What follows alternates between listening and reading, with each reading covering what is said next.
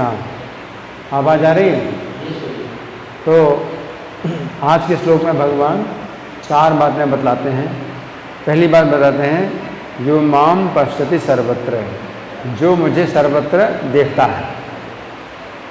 तो सीधी बात है कि जो भक्त है वो भगवान को सर्वत्र देखता है। लेकिन अब इसकी व्याख्या एक दूसरे प्रकार से भी हो सकती है। मैं पढ़ के सुना रहा हूँ। श्री भगवान ने कहा, इस बात की व्याख्या हम अन्य प्रकार से करेंगे। यहाँ पर श्री कृष्ण कह रहे हैं कि भक्त श्री कृष्ण को सर्वत्र देखता है। इसका अर्थ ये भी है कि भक्त श्री कृष्ण को सर्वत्र ढूंढता है। उदाहरण के लिए, यदि हमारी चाबी खो जाती है तो हम कहते हैं कि मैं अपनी चाबी को सब जगह देख रहा हूं। आप चाबी को जो है आप सब जगह देख रहे हैं, लेकिन क्या ढूंढ रहे हैं, है ना? तो क्या सब जगह देख रहे हैं, है ना? परंतु वो मुझे नहीं मिल रही है। मैंने अपने पूरे कमरे में चाबी को देखा, परंतु मुझे चाबी नहीं मिली। उसी प्रकार भक्त श्री कृष्ण के विरह में श्री कृष्ण को सर्वत्र ढूंढता है, अर्थात वो श्री कृष्ण को सर्वत्र देखता है, परंतु उसे श्री कृष्ण का दर्शन नहीं होता है। ये भक्ति की बहुत ऊंची अवस्था है कि वो श्री कृष्ण के विरह का अनुभव करता है। अब परीक्षित महाराज का जन्म हुआ। भागवत के पहले स्कंद के 12वें अध्याय में बताया गया है कि परीक्षित महाराज ने क्योंकि गर्भ की अवस्था में श्री कृष्ण का दर्शन किया था, माता के गर्भ में श्री कृष्ण का दर्शन किया था। उस समय वो बालक सोचता था कि ये कौन है। भगवान उसे दर्शन दे रहे हैं, बालक क्या सोचता है, ये कौन है। बालक सोचता है ये कौन है। फिर जिस समय इस बालक का जन्म हुआ उस समय ये बालक रोता नहीं था, बल्कि प्रत्येक व्यक्ति के चेहरे को देखता था कि जिन श्री कृष्ण को उसने गर्भ में देखा वे श्री कृष्ण कहाँ हैं। इस प्रकार ये बालक श्री कृष्ण को सर्वत्र देखता था। तो यहाँ पर देखने का मतलब ये है, जैसे परीक्षित महाराज अब नहीं देख रहे हैं। गर्भ के अंदर तो भगवान का दर्शन किया था, अब जब गर्भ से बाहर आए तो भगवान का दर्शन नहीं कर रहे हैं, अब नहीं दिखाई दे रहे हैं। तो सबके चेहरे को ध्यान से देखता था बालक कि वो पुरुष कहाँ हैं जिनको मैं गर्भ में देख रहा था। तो इसका मतलब क्या है कि परीक्षित महाराज जो बालक था ये सब के चेहरे में श्री कृष्ण को ही देखता था। अच्छा, अब दूसरी बात भगवान कहते हैं कि भक्त श्री कृष्ण को सभी में देखता है। ये दूसरी बात है। पहली बात है कि श्री कृष्ण को सब जगह देखता है। अब दूसरी बात है कि भक्त श्री कृष्ण को सभी में देखता है। तो इसका मतलब क्या है कि अपना सब कुछ है, अपनी संपूर्ण संपत्ति वो श्री कृष्ण में देखता है। श्री कृष्ण सर्वम चामे पर सब कुछ श्री कृष्ण में देखता है, यानी अपना सब कुछ उसने श्री कृष्ण में ही देखा है। अपनी पूरी संपत्ति श्री कृष्ण में ही है।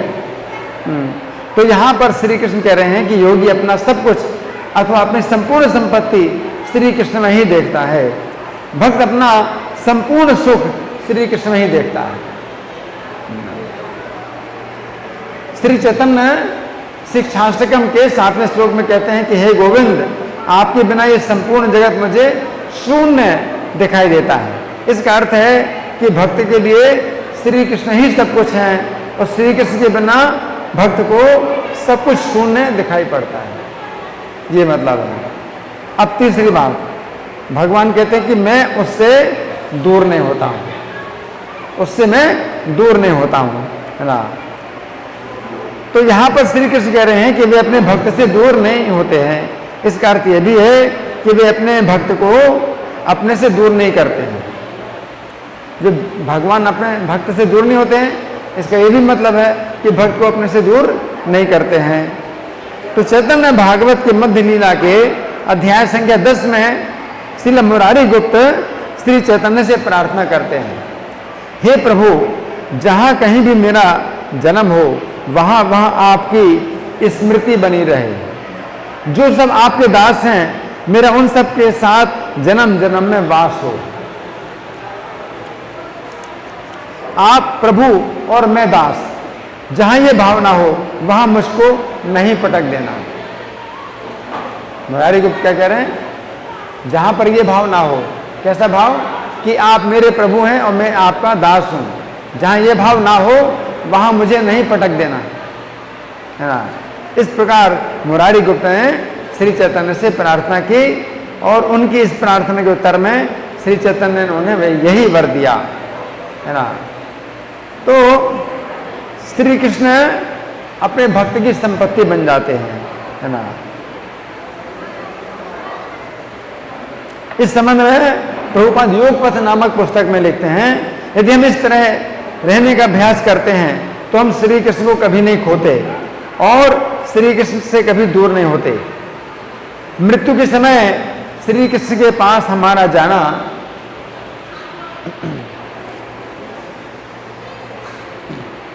निश्चित हो जाता है। यदि हम श्री कृष्ण से विलग नहीं होते हैं तो श्री कृष्ण के अतिरिक्त और कहाँ जाएंगे। बस श्री कृष्ण को दृष्टि से ओझल मत कीजिए, यही जीवन की सिद्धि है। हम अन्य सारी चीजें भूल जाएं, किंतु हमें चाहिए कि श्री कृष्ण को ना भूलें। यदि हम श्री कृष्ण का स्मरण रख सकें तो हम सबसे धनी व्यक्ति हैं, सबसे धनी व्यक्ति। भले ही लोग हमें सबसे निर्धन क्यों ना समझें, दुनिया कहे कि ये तो बिल्कुल निर्धन है ना। जैसे रूप गोस्वामी, सनातन गोस्वामी विद्वान थे और बड़े धनी मंत्री थे, किंतु उन्होंने श्री कृष्ण की यादों में सन्यासियों का जीवन बिताया। अपना राजसी ठाट को तुच्छ मानकर उतार फेंका, लंगोटी स्वीकार की और श्री कृष्ण के लिए वे सदैव भाव में निमग्न रहते थे, है ना। तो फिर भगवान कहते हैं सच में ना प्रणश्यति, वो मुझसे दूर नहीं होता है। तो भागवत में परीक्षित महाराज श्री सुखदेव गोस्वामी से कहते हैं कि हे मुने, भगवान का शुद्ध भक्त जिसका हृदय एक बार सेवा के द्वारा स्वच्छ हो चुका है, वो श्री कृष्ण के चरण कमलों का परित्याग कभी भी नहीं करता है, क्योंकि उसे श्री कृष्ण वैसी ही परम तुष्टि देते हैं जैसी कि कष्टकारी यात्रा के बाद पथिक को अपने घर में प्राप्त होती है। जो पथिक है अपना घर छोड़ दिया और अपना घर भूल गया, अब वो दुनिया भर घूम रहा है, अपने घर को ढूंढ रहा है। ऐसे में अपना घर आ जाए तो फिर घर छोड़ के नहीं जाएगा। क्या समझे? अब मान लो आपने अपना घर छोड़ दिया और आप अपना घर ही भूल गए, अब आप कितना परेशान होंगे, अपने घर को ढूंढने में कितना परेशान होंगे। और घर मिल जाए तो फिर क्या करोगे? आप घर छोड़ के नहीं जाओगे। तो उसी प्रकार से जो भक्त होता है वो श्री कृष्ण के चरण कमलों का परित्याग नहीं करता है। तो यहाँ पर श्री कृष्ण कह रहे हैं उनका भक्त उनसे कभी भी दूर नहीं होता है ना। तो भगवान ये कह रहे हैं सच में ना प्रणश्यति, वो मुझसे दूर नहीं होता है। यानी भक्त जो है अपने सामने भगवान को रखता है, भगवान को छोड़ करके वो कोई सुख नहीं पाना चाहता। वो नहीं चाहता कि भगवान से स्वतंत्र हो करके, भगवान से अलग हो करके मैं सुखी हो जाऊं। अभी यहां पर जीव क्या है? जितने जीव हैं ये भगवान को भूल करके, भगवान से अलग होकर के सुखी होने का प्रयास कर रहे हैं। ये भगवान कह रहे जो मेरा भक्त होता है वो मुझसे अलग होकर के सुखी होने का प्रयास नहीं करता है ना। जैसे बच्चे भी क्या होता है, माता को छोड़ करके इधर भागते हैं उधर भागते हैं। क्या सोचते हैं कि माता से मुझे सुख नहीं मिल रहा है, मुझे सुख मिलेगा इधर उधर, जाते हैं इधर उधर माता को छोड़ करके। उसी प्रकार से भौतिक संसार में जितने जीव हैं भगवान को छोड़ करके यहाँ सुख ढूंढ रहे हैं, है ना। लेकिन जो भक्त होता है वो भगवान को छोड़ करके और कहीं भी सुख ढूंढने नहीं जाता कि कहीं सुख मिल जाएगा मुझे। वो भगवान के साथ ही वो सुख प्राप्त करता है, भगवान में ही सुख प्राप्त करता है।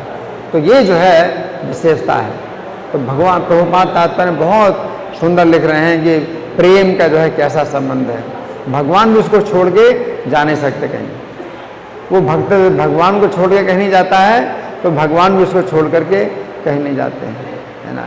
ऐसा भगवान का भक्त के साथ संबंध होता है। धन्यवाद। ग्रंथराज श्रीमद् भगवद गीता की जय, श्रील प्रभुपाद की जय, राधा पार्षार्थी ललिता विशाखा गौरताई सीताराम लक्ष्मण हनुमान की जय हो। हरे कृष्णा।